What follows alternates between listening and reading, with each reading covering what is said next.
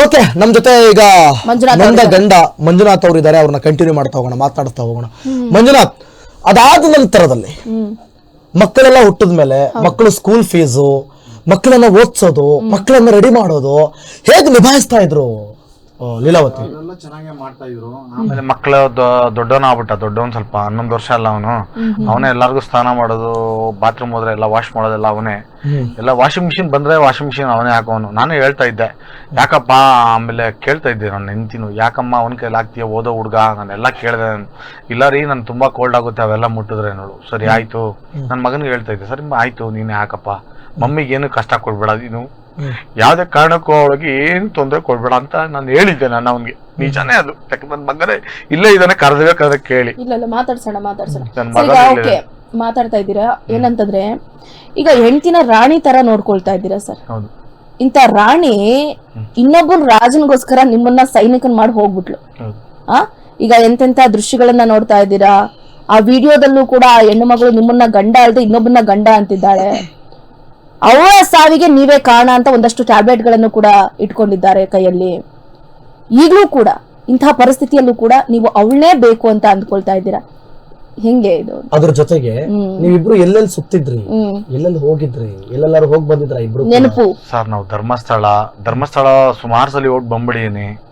ಆಮೇಲೆ ಅವ್ರ ರಿಲೇಷನ್ ಮನೆಗೆ ಎಲ್ಲಾರ್ಗು ಓಟ್ ಬಂದ್ಬಿಡಿ ಸರ್. ಬಳ್ಳಾರಿ ಹೋಗಿದ್ದೀರಿ, ಅವ್ರ ಚಿಕ್ಕಮ್ಮನ ಮನೆಗೆ, ಪ್ರತಿಯೊಂದ್ ಮನೆಗೆ ನಾನು ಓಟ್ ಬಂದೀನಿ.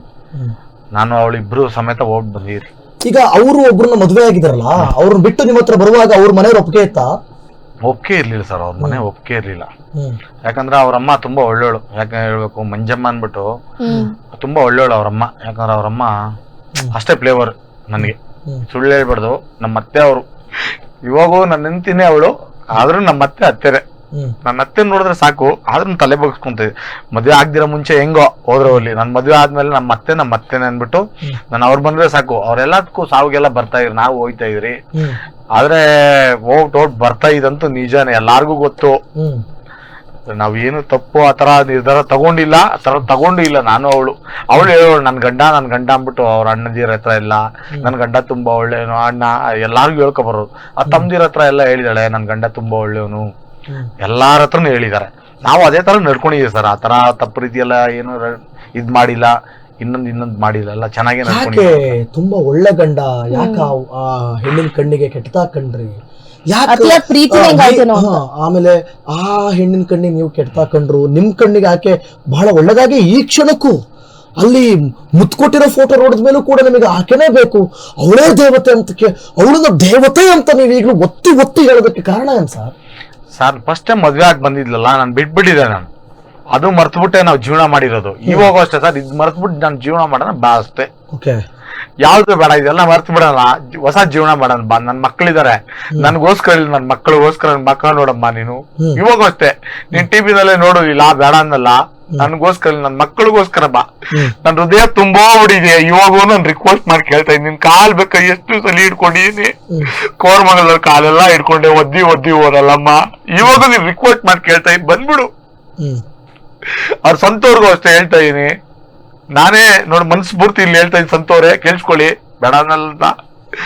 ನನ್ನ ಹೆಂಡತಿಗೆ ಬುದ್ಧಿ ಮಾತು ಹೇಳಿ ಕಳ್ಸಿ. ನೋಡಿ, ಅದೇ ನಿನ್ ಹೆಂಡತಿ ಮಾಡಿದ್ರೆ ನೀವ್ ಬಿಡ್ತಾ ಇರೋ ಸಂತೋರೆ, ಹೇಳಿ ನೀವ್ ಹೇಳಪ್ಪ ಸಂತೋರೆ. ಅದೇ ನೀನ್ ಹೆಂಡತಿ ಮಾಡಿದ್ರೆ ನೀವ್ ಬಿಡ್ತಾ ಇಲ್ಲ, ಹೇಳಿ. ನಿಮ್ಮ ಅಕ್ಕ ತಂಗಿರು ಮಾಡಿದ್ರೆ ನೀವ್ ಬಿಡ್ತಾ ಇದ್ದ ನೀನು, ಹೇಳಪ್ಪ ಸಂತು. ನಾನ್ ನಿಮ್ಗೆ ರಿಕ್ವೆಸ್ಟ್ ಮಾಡಿ ಕೇಳ್ತಾ ಇದ್ದೀನಿ, ನನ್ನ ಹೆಂಡತಿನ ಕಳ್ಸ್ಕೊಡಪ್ಪ. ರಿಕ್ವೆಸ್ಟ್ ಮಾಡಿ ನಿಮ್ ಹತ್ರ ದಯವಿಟ್ಟು ನಿನ್ ಕಾಲ್ ಬೇಕಾದ್ರೆ ಇಟ್ಕೊಂತೀನಿ, ನನ್ನ ಹೆಂಡತಿ ನಾನು ಕಳ್ಸ್ಕೊಬಿಡಪ್ಪ. ಯಾಕಂದ್ರೆ ನನ್ ಚಿಕ್ಕ ಮಕ್ಳಿದಾರೆ. ಆಮೇಲೆ ಸರ್, ಇದು ಭಾಸ್ಕರ್ ಅಂತ ಒಬ್ರು ಇದಾರೆ. ನಾ ಅವ್ರು ಕೇಳಿದೆ, ನೋಡು ನಿನ್ ಹೆಂಡತಿ ಈ ತರ ಎಲ್ಲ ಮಾಡಿದಲ್ಲ ಅಂತ ಎಲ್ಲ. ನೀ ಗುರು, ನಿನ್ನ ಹತ್ರ ಪ್ರೂಫ್ ಇದ್ರೆ ಮಾತಾಡ್ ಗುರು, ಇಲ್ಲವ್ರೆ ಮಾತಾಡ್ಬೇಡ ಅಂತ ಹೇಳ್ದ. ಇನ್ಸ್ಟಾಗ್ರಾಮ್ ಅಲ್ಲೆಲ್ಲ ಹುಡುಕದೇಟ್ಗೆ ಅವ್ರ ಹೆಂಡತಿದೆ ಫುಲ್ ಲೈವ್ ಅಲ್ಲಿ ಬರ್ತಾ ಇರುತ್ತೆ ನನಗೆ. ಫುಲ್ ಎಲ್ಲ ಅವ್ರ ಹೆಂಡತಿದೆ.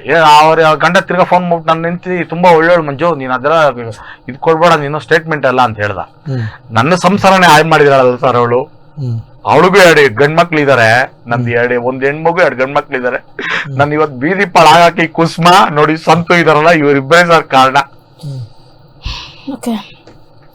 ನನ್ ಮನ್ಸು ಪೂರ್ತಿ ಸಾರ್ ನೋಡಿ, ಅದೆಲ್ಲ ಬಿಟ್ಬಿಟ್ಟು ಮನ್ಸು ಪೂರ್ತಿ ನಿಮ್ದೆಗೆ ಲವ್ ಮಾಡಿ ಅವಳು ಕರ್ಕೊಂಡ್ ಇವಾಗೂ ಅಷ್ಟೇ. ನನ್ನ ಹೆಂಡತಿ ಸರ್ ಅವಳು, ನನ್ನ ಹೆಂಡತಿನೇ ಸರ್, ಇವಾಗೂ ಅಷ್ಟೇ. ಬಂದ್ಬಿಡ್ಲಿ, ನಾ ತುಂಬಾ ದೂರ ಹೋಗಿ ಇಬ್ರು ಬದ್ಕೊಂಡೆ, ಎಲ್ಲ ಮರ್ತ್ಬಿಟ್ಟು ಹೊಸ ಜೀವನ ಮಾಡೋಣ. ಸಂತೋರ್ಗೂ ಅಷ್ಟೇ ನಾನು ರಿಕ್ವೆಸ್ಟ್ ಮಾಡಿ ಕೇಳ್ತಾ ಇರೋದು ಇದೇನೆ. ನೋಡಪ್ಪ ಆಗಿದಾಯ್ತು ಹೋಗಿದಾಯ್ತು ನಿನ್ ಬುದ್ಧಿ ಮಾತು ಹೇಳಿ ಕಳ್ಸು ನನ್ನ ಹೆಂಡತಿನ, ಅವ್ರು ಬಂದೇ ಬರ್ತಾರೆ ಇಲ್ಲ ಅಂತಲ್ಲ.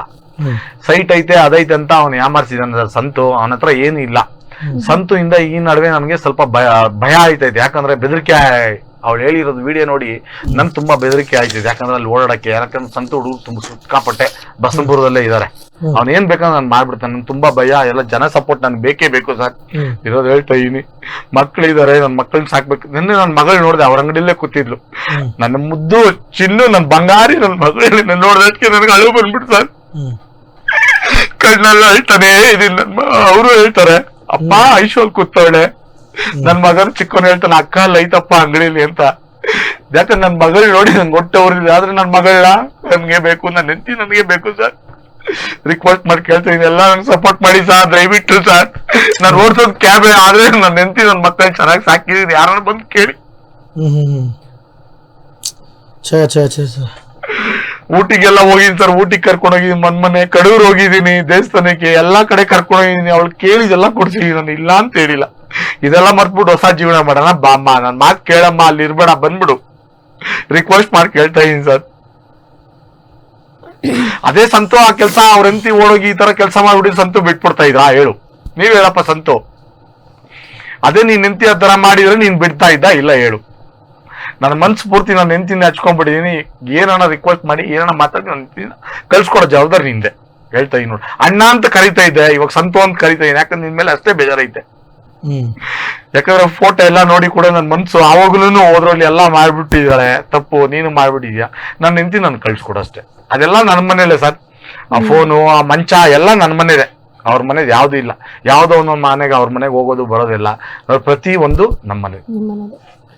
ಓಕೆ ಸರ್, ಈಗ ನೋಡ್ತಾ ಇದೀವಿ ಒಂದ್ ಕಡೆ 3 ಮಕ್ಕಳು ಅಂತ ಹೇಳಿದ್ರಿ. 3 ಮಕ್ಕಳಲ್ಲಿ ಒಬ್ಬ ದೊಡ್ಡ ಮಗ, ಆತ ಮನೆಗ್ ಬರೋದ್ನೆಲ್ಲ ಗಮನಿಸ್ತಾ ಇದ್ದ ಅಂತ ನೀವ್ ಹೇಳಿದ್ರಿ. ಸೊ ಆ ಮಗು ಏನ್ ಹೇಳ್ತೀರಿ ಮಾತ್ರ ಅಂತ? ಮಗುನೇ ಮೇಡಮ್ 31ನೇ ತಾರೀಕು ತಾಯಿ ನಾನು ಹೋಗಿ ಕರ್ದೆ. ಅವಾಗ ದೇವಸ್ಥಾನ ಹತ್ರ ಕೂತಿದ್ಲು, ಕರ್ದಕ್ಕೆ ನಾನು ಬರ್ತೀನಿ ಹೋಗು ಅಂದ್ಲು. ಅವಾಗ ಸಬಾಸ್ಟಿನ್ ಅವ್ರಿಗೆ ಫೋನ್ ಮಾಡ ಅವಳು ಹೇಳಿದಾಳೆ, ನಾನು ಗಂಡ ನೋಡೋಣ ಈ ತರ ಬಂದು ಈ ತರ ಬೈತಾ ಇದ್ದಾನೆ ಬಂದ್ಬಿಡು ಅಂತ. ನಾನು ಎಲ್ಲ ಟಮಟೆ ಅವ್ರು ಬರ್ಲಿ ಹೋಯ್ತೀನಿ ಅಂತ ಹೇಳಿದ್ಲು. 4 ಗಂಟೆಗೆ ಹೋಗಿರೋದು 7:15ವರೆಗೂ ಅಲ್ಲೇ ಇದ್ದಾಳೆ, 7:22ವರೆಗೂ. ಅವಾಗ ನಮ್ಮ ಮನೆಗೆ ಬಂದ್ಲು. ಅವ್ಳು ಬರಂತ ರೋಡಲ್ಲೆಲ್ಲ ನಿನ್ ಬೈಬೇಡ ಹಂಗೆ ಹಿಂಗೆ ಅಂದ್ಲು. ಸರ್ ಆಯ್ತು ಬಾ ಅನ್ಬಿಟ್ಟು ನಾನು ಕಾರಲ್ಲಿ ಬಂದೆ, ಜೈಲ ಓಡಿಸ್ತೀನಿ ಬಾಡಿಗೆ ಕಾರಲ್ಲಿ. ನಾನು ಬಂದೆ, ಅವಳು ಬಂದ್ಲು, ಇಬ್ರು ಮನೆಗೆ. 5 ನಿಮಿಷನೂ ಇರ್ಲಿಲ್ಲ ನಮ್ಮ ಮನೇಲಿ. ಪಟ್ ನಿನ್ ಏನೋ ಮಾಡ್ತೀನಿ ನೋಡ್ತೀನೋ ಅನ್ಬಿಟ್ಟು ಅಡ್ಗೆ ಮನೆಗೆ ಹೋದ್ಲು. ಅದ್ ಏನ್ ತಗೊಂಡ್ಲ ಅಂತ ಗೊತ್ತಿಲ್ಲ, ಬರ್ರಂತ ನನ್ ಬೈಕ್ ಎತ್ಕೊಂಡೋಗಿ ಉಳಿಮೋ ಸ್ಟೇಷನ್ ಹತ್ರ ಬಿಟ್ಟಿದ್ಲು. ಅವಳೇ ಹೇಳಿದ್ಲು. ತಿರ್ಗಾ ಕೋರ್ಮಂಗಲ ಹತ್ರ ಹೋದೆ, ಕೋರ್ಮಂಗಲ ಹತ್ರ ನಾನು ಮಾತಾಡ್ದೆ, ಕಾಲೆಲ್ಲ ಹಿಡ್ಕೊಂಡೆ ಮೇಡಮ್. ನಾನು ಕೋರ್ಮಂಗಲ ಹತ್ರ ಹೋಗಿ ಕಾಲು ಹಿಡ್ಕೊಂಡು ಎಲ್ಲಾ ರಿಕ್ವೆಸ್ಟ್ ಮಾಡ್ಕೊಳ್ಲಿಲ್ಲ, ಆಗಿದಾಯ್ತು ಹೋಗಿದಾಯ್ತು ಬಂದ್ಬಿಡೆ, ನನ್ ಮಗ ಎಲ್ಲ ಹೇಳಿದಾನೆ ಅಂತ ಎಲ್ಲ ಹೇಳಿದೆ. ಕಾಲೇ ಒದ್ದಿ ಹೋದ್ಲು ಮೇಡಮ್. ನನ್ ತಲೆ ಸುತ್ತಿ ಅವಾಗೆ ಬಿದ್ದಿರೋದು ನೋಡಿ, ಇದೆಲ್ಲ ಗಾಯ ಆಗಿರೋದು ನನ್ಗೆ. ತಲೆ ಸುತ್ತಿ ಅವಾಗ ಬಿದ್ದಿರೋದು, ತಲೆ ಸುತ್ತಿ ಇದೆಲ್ಲ ಬಿದ್ದಿರೋದು. ಯಾಕಂದ್ರೆ ನಾನು ಒಂದ್ ಮಕ್ಕದಲ್ಲಿ ಒಂದ್ ಗಾಯ ಕೂಡ ಇಲ್ಲ ನನ್ಗೆ. ಸರ್ ಆ ಮಗು ಏನ್ ಹೇಳ್ತು ಅವತ್ತಿನ ದಿನ ಅಂತ? ಅಂದ್ರೆ ಮನೆಗೆ ಹಿಂಗ್ ಬರ್ತಾ ಇದ್ರಪ್ಪ, ಯಾರೋ ಬರ್ತಾ ಇದ್ರು, ಅಮ್ಮಂಗ್ ಏನೇನೋ ಕೊಡಿಸ್ತಾ ಇದ್ರು. ನನ್ ಮಗನೇ ಹೇಳಿದ್ದು ದೊಡ್ಡವನು, ಅಪ್ಪ ಈ ತರ ಭಯ ಇಟ್ಬಿಟ್ಟಿದಾರ ನನ್ಗ, ನಾನು ಹೇಳ್ಬಿಡ್ತೀನಪ್ಪ ನಿನ್ ಹತ್ರ ಅಂತ. ಸೋಮವಾರ ಎಲ್ಲಾ ಹೇಳ್ತಾನೆ, ಅಪ್ಪ ಮಮ್ಮಿ ಈ ತರ ಹೋಗಿದ್ದಾಳೆ, ಈ ತರ ಸಂತೋತ್ರನೇ ಹೋಗಿದ್ದಾಳೆ ಅಂತ. ಆವಾಗ ನಾನು ಕನ್ಫರ್ಮ್ ಮಾಡ್ಕೊಂಡು ಸರಿ ಆಯ್ತು ಬಾ ಮಾತಾಡೋಣ ಅಂದ್ಬಿಟ್ಟು ಅವಳು ಅಲ್ಲಿದ್ಲು. 9 ಗಂಟೆಗೆ 11 ಗಂಟೆಗೆ ಬರ್ತೀವಿ ಅನ್ನಲಿಲ್ಲ, ಬಂದಿದ್ದಾಳೆ, ಅಲ್ಲಿದ್ಲು. ನಾವು ಓದಿ ಮಾತಾಡ್ದೆ, ಎಲ್ಲಾ ಮಾತಾಡಿದೀನಿ. ನನ್ ಮಗನೇ ಹೇಳಿದ್ದು, ಅಪ್ಪ ಸಂತು ಬರ್ತಾ ಇದ್ದ ಹೋಯ್ತಾ ಇದ್ದ, ನನ್ ಭಯ ಇಕ್ಸಿದ್ಬಿಟ್ಟೆ ಸಂತು, ಮಮ್ಮಿ ಇಬ್ರು ನನ್ಗೆ ಏನನ್ನ ಪಪ್ಪಾಗ ಹೇಳಿದ್ರೆ ಒಡ ಸಾಯಿಸಾಕ್ಬಿಡ್ತೀನಿ ಅಂತ ಹೇಳಿದಾರೆ. ನನ್ ಮಗ ಸೋಮವಾರ ಮತ್ತೆ ಎಲ್ಲ ಹೇಳ್ತಾ ಇದ್ದಾನೆ. 31ನೇ ತಾರೀಕು ನನ್ನ ಮಗ 1ನೇ ತಾರೀಕು ಈ ತಿಂಗಳಲ್ಲಿ ಎಲ್ಲ ಹೇಳ್ತಾ ಇದ್ದಾನೆ, ಅಪ್ಪ ಹಿಂಗೆ ಆಯ್ತು ಹಿಂಗಿಲ್ಲ, ಸಂತು ಕಾಲ್ ಚೈನ್ ಕೊಡ್ಸಿದಾನೆ, ಮಸ್ಟ್ ಇನ್ನು ಇದೆ ಸೀರೆ ಕೊಡ್ಸಿದಾನೆ, ಪ್ರತಿ ಒಂದು ನನ್ನ ನಿಂತಿ ಕೊಡ್ಸಿದಾನೆ. ಅಂದ್ರೆ ಈಗ ಸರ್ ನೀವು ದೂರ ಇರ್ತಾ ಇದ್ರಿ, ದೂರ ಬರ ಹೋದಂತ ಸಂದರ್ಭದಲ್ಲಿ ಫೋನ್ ಮಾಡಿದಾಗ ಫೋನ್ ಏನಾದ್ರು ಎವ್ರಿ ಟೈಮ್ ವೇಟಿಂಗ್ ಬರ್ತಿತ್ತಾ ಹಿಂಗೆ ಅಂತ? ವೇಟಿಂಗ್ ಬರ್ತಾ ಇತ್ತು. ಯಾರಂತ ಕೇಳಿದಕ್ಕೆ ಫ್ರೆಂಡ್ ಮಾಡಿದ್ರು, ಅವ್ರು ಮಾಡಿದ್ರು, ಇವ್ರು ಮಾಡಿದ್ರು ಅನ್ನೋರು. ಸರಿ ಆಯ್ತು ಅಂದ್ಬಿಟ್ಟು ಫ್ರೆಂಡ್ ಎಲ್ಲ ಅವಳ ಮೇಲೆ ತುಂಬಾ ನಂಬಿಕೆ ನನ್ಗೆ. ಸರಿ ಆಯ್ತು ಅಂದ್ಬಿಟ್ಟು ಹೋಗ್ಬಿಡ್ತಾ ಇದ್ದೆ. ನನ್ ಕೇಳೋಳು, ಎಷ್ಟೊತ್ತಾಗುತ್ತೆ, ನೀನ್ ಎಲ್ಲಿದ್ಯಾ, ಏನ್ ಮಾಡ್ತಾ ಅಂತ ಕೇಳೋ. ಅಮ್ಮ ಏರ್ಪೋರ್ಟ್ ಹೋಗ್ತಾ ಇದ್ದೀನಿ, ಇಲ್ಲಿಂದ ಹೋದ್ರೆ ನಾನು 3 ಅವರ್ ಬೇಕೇ ಬೇಕು ಏರ್ಪೋರ್ಟ್ ಹೋಗಕ್ಕೆ. ಕೊಟ್ಟಿಗೆರೆಯಿಂದ ಫುಲ್ ಟ್ರಾಫಿಕ್ ಸಿಟಿಯಲ್ಲೇ ಹೋಗೋದು ನಾನು. 1200-1300 ರೂಪಾಯಿ ಬೀಳೋದು. ತಿರ್ಗಾ ಹತ್ ಕಡೆಯಿಂದ 1000 ರೂಪಾಯಿ ಡ್ಯೂಟಿ ಹಾಕೊಂಡೇ ಬರ್ತಾ ಇದ್ ನಾವು. ಡೈಲಿ ಒಂದ್ 3000 ಮಾಡ್ಕೊಂಡು ದುಡಿಮೆ ಮಾಡ್ಕೊಂಡೇ ಹೋಗ್ತಾ ಇದ್ವಿ. 1000 ಡೀಸೆಲ್ ಹೋದ್ರೆ 2000 ನಮ್ಗೆ ಉಳಿಯೋದು. ಅವಳಿಗೆಲ್ಲ ಗೊತ್ತು ನಾವು ಉಳಿಸ್ತಾ ಇದ್ ದುಡ್ಡೆಲ್ಲ ಏನೆಂತಕ್ಕೆ ಅನ್ಬಿಟ್ಟು ಎಲ್ಲ ಗೊತ್ತು. ಮಕ್ಕಳ ಫೀಸ್ ಕಟ್ತಾ ಇದೆ, ಪ್ರತಿ ಒಂದು ಮಾಡ್ತಾ ಇದೆ ಅವಳಿಗೆ. ಅಂದ್ರೆ ಈಗ ಡೈಲಿ ಬಂದಿದ್ದ ಅರ್ನಿಂಗ್ಸ್ ಎಲ್ಲ ಅವ್ರ ಕೈಲೇ ಕೊಡ್ತಿದ್ರ ಬಂದಿದ್ದೆಲ್ಲ? ನಾನು ತೋರಿಸ್ತಾ ಇದ್ದೆ ಅವಳಿಗೆ. ಅವಳು ನನ್ನ ಫೋನ್ ಎತ್ಕೊಂಡು ಚೆಕ್ ಮಾಡ್ಕೊಳ್ಳೋಳು, ಫೋನ್ ಎತ್ಕೊಂಡು ಚೆಕ್ ಮಾಡ್ಕೊಳ್ಳೋಳು, ಎಷ್ಟು ದುಡ್ಡು ಮಾಡಿ ಅಂತ ಎಲ್ಲ ಹೇಳೋಳು. ನನ್ನ ಹತ್ರ ಪ್ರತಿ ಒಂದು ಐತೆ. ಯಾಕಂದ್ರೆ ನಾನು ಅವಳ ಖರ್ಚಿಗೆ ಅದೇ ತರ ನೋಡ್ಕೊಂಡಿದ್ದೀನಿ. ದುಡ್ಡು ಕೇಳೋಳು 2,000 ಕೇಳೋ 3,000 ಕೇಳೋ ಆಯ್ತು ತಗೊಂಡ್ಬಿಟ್ಟು ನಾನು ಕೊಡ್ತಾ ಇದ್ದೆ. ಏನು ಲೆಕ್ಕ ಕೇಳ್ತಾರಲ್ಲ ಮೇಡಮ್, ಏನಮ್ಮ ದುಡ್ಡು ಏನ್ ಮಾಡ್ದೆ ಅಂದ್ರೆ ಇದಕ್ಕೆ ಮಕ್ಳಿರೋ ಮನೇಲಿ ಖರ್ಚಾಗಲ್ಲ, ತಿಂಡಿ ಅದು ಇದು ನೋಡು. ಸರಿ ಆಯ್ತಮ್ಮ ನಾನು ಸುಮ್ನೆ ಆಗ್ಬಿಡ್ದೆ. ಯಾಕಂದ್ರೆ ಮಕ್ಳಿದಾರಲ್ಲ 3 ಜನ, ಅದು ಇದು ಅಂತ ಕೇಳೋರು. ಸರಿ ನಾನು ಸುಮ್ನೆ ಆಗ್ಬಿಡ್ದೆ. ಆಮೇಲೆ ಒಳ್ಳೊಳ್ಳೆ ಬೇಕಾಗಿದ್ದೆ ಅಡಿಯಾರಂದ ಬಂದು ಸ್ವೀಟು, ಕಾಂತಿ ಸ್ವೀಟ್ಗಳು ಎಲ್ಲ ಬ್ರಾಂಡೆಡ್ ಕೊಡಿಸ್ತಾ ಇದ್ದೆ. ನಾನು ಕ್ಯಾಬೆ ಓಡಿಸ್ಬೋದು, ಆದ್ರೆ ನಾವು ಬಂಗಾರ ತರ ನಾನು ಸಾಕಿದೀನಿ. ಈಗ ಶ್ರೀರಾಮ್ ಫೈನಾನ್ಸ್ ನವೀನ್ ಇದಾರಲ್ಲ, ಅವರು ಏನ್ ಅದಕ್ಕೂ ಇದಕ್ಕೂ ಏನ್ ಲಿಂಕ್? ಅವರೇನು ಅವರು ಸರ್ ನಮ್ಮನ್ನ ಸುಮಾರು ಒಂದು 3 ವರ್ಷದಿಂದ ನಮ್ಮ ನೋಡಿದ್ದಾರೆ. ಅವರು ಹೇಳಿದ್ದಾರೆ ಬೇಡಕ್ಕ ಬಂದ್ಬಿಡಿ ಅಕ್ಕ ಅಂತ. ಮೊನ್ನೆ ಸೋಮವಾರ ಮಾತಾಡಿದ್ದಾರೆ, 31ನೇ ತಾರೀಕು ಈ ತಿಂಗಳಲ್ಲಿ ಅವರು ಮಾತಾಡಿದ್ದಾರೆ. ಬಂದ್ಬಿಡಿ ಅಕ್ಕ, ಈ ತರ ಎಲ್ಲ ಬೇಡ, ಅಣ್ಣ ತುಂಬಾ ಒಳ್ಳೆಯವರು ಅಂತ ಹೇಳಿದ್ದಾರೆ ಶ್ರೀರಾಮ್ ಅವರು. ಅವ್ರ ಮದ್ವೆಗೆ ನಾವು ಹೋಗಿದ್ದೀರಿ, ಬಂದಿದ್ದೀರಿ, ಅವರು ನಮ್ಮ ಮನೆಗೆ ಬಂದಿದ್ದಾರೆ. ಯಾಕಂದ್ರೆ ಸೈನ್ ಹಾಕ್ಸ್ಕೊಳಕ್ಕೆ ಸುರುಟಿಯವ್ರಿಗೂ ಬಂದಿದ್ದಾರೆ. ಸೈನ್ ಎಲ್ಲ ಹಾಕ್ಸ್ಕೊಂಡು ನಮ್ಮ ಹತ್ರ ಇದೆ ಪ್ರತಿಯೊಂದು, ಯಾಕಂದ್ರೆ ಅವರೇ ಮಾಡ್ಕೊಟ್ಟಿದ್ದಾರೆ. ಈಗ ಶ್ರೀರಾಮ್ ಫೈನಾನ್ಸ್ ಅವರು ಇದ್ದಾರೆ, ನವೀನ್ ಅನ್ನೋರು ಮಾತಾಡ್ಸೋಣ. ಸರ್ ನಮಸ್ಕಾರ. ನವೀನ್ ಅವರೇ ಧ್ವನಿ ಕೇಳಿಸ್ತಾ ಇದೆಯಾ? ಸರ್ ನಮಸ್ತೆ, ಕೇಳಿಸ್ತಾ ಇದೆಯಾ ನಿಮ್ಗೆ? ಕನೆಕ್ಟ್ ಆಗಿದೆಯಾ? ನವೀನ್ ಅವರೇ ನನ್ನ ಧ್ವನಿ ಕೇಳಿಸ್ತಾ ಇದೆಯಾ? ಓಕೆ, ಅವ್ರನ್ನ ಮಾತಾಡ್ಸೋಣ ಆಮೇಲೆ. ಓಕೆ ಸರ್ ಮಾತಾಡ್ತಾ ಇದ್ವಿ ಈಗಾಗಲೇ. ಏನೇನು ಕೊಡ್ಸಿದೀರಾ ನಿಮ್ಮ ಹೆಂಡತಿಗೆ ಇಲ್ಲಿವರೆಗೂ ನೀವು? ಬ್ರಾಂಡೆಡ್ ಎಲ್ಲ ಬ್ರಾಂಡೆಡ್ ಸರ್. ಅವ್ರು ಕೇಳಿ ಎಲ್ಲ ಕೊಡ್ಸಿ, ನಾನು ಯಾವ್ದು ಇಲ್ಲ ಅಂತ ಕೂಡ. ಏನೇನು ಕೊಡ್ಸಿದೀರಾ ಹೇಳಿ ನನಗೆ? ಬಟ್ಟೆ ಕೊಡ್ಸಿದೀನಿ, ಕೇಳಿ ಸೀರೆ ಕೊಡ್ಸಿದೀನಿ, ರಿಂಗ್ ಕೊಡ್ಸಿದೀನಿ. ಅವ್ರು ರಿಂಗೇ ಕೇಳೋಳು. ಆಮೇಲೆ ಮೊನ್ನೆ ರೀ ನಾವು ಹೊಸ ಕ್ಯಾಬೇ ಬೇಕು ಅಂದ್ಲು. ಆಯ್ತಮ್ಮ ಬುಕ್ ಮಾಡೋಣ ಅಂದ್ಬಿಟ್ಟು ಬುಕ್ ಮಾಡಿದೆ. 3ನೇ ತಾರೀಕು ಈ ತಿಂಗಳು ಬರ್ಬೇಕಾಗಿತ್ತು ಹೊಸ ಕ್ಯಾಬು. ಹಳೆ ಕಾರು ರಿಪೇರಿ ಅಂತ ನಾನು ಹೇಳ್ತಾ ಇದ್ದೆ ಅವಳಿಗೆ. ಆ ರಿಪೇರಿ ಕಾರ್ ಮಾಡ್ಕೊಂಬೇಡ, ಕಾರ್ ಮಾರ್ಬಿಡು, ಹೊಸ ಕಾರ್ ಇಸ್ಕೊಂಡ್ಲು ಅವಳು ಹೇಳಿದ್ಲು. ಅವಾಗ ನಾನು ಕೊಡ್ಸಿದ್ದು ರಿಂಗ್ ಎಲ್ಲ ನಾನು ಕೊಟ್ಲು. ಯಾಕಂದ್ರೆ ಕೊಡಮ್ಮ ಶೋರೂಮ್ ಕಟ್ಬೇಕು ಅಂದೆ. ಯಾಕೆ ಮನ್ಸ್ಫೂರ್ತಿ ಕೊಟ್ಟಾಳ ಅವಳು, ಯಾಕೆ ಸುಳ್ಳೇಬಾರ್ದು. ನಾನು ನಿಂತು ಎಲ್ಲ ಕೊಟ್ಲು.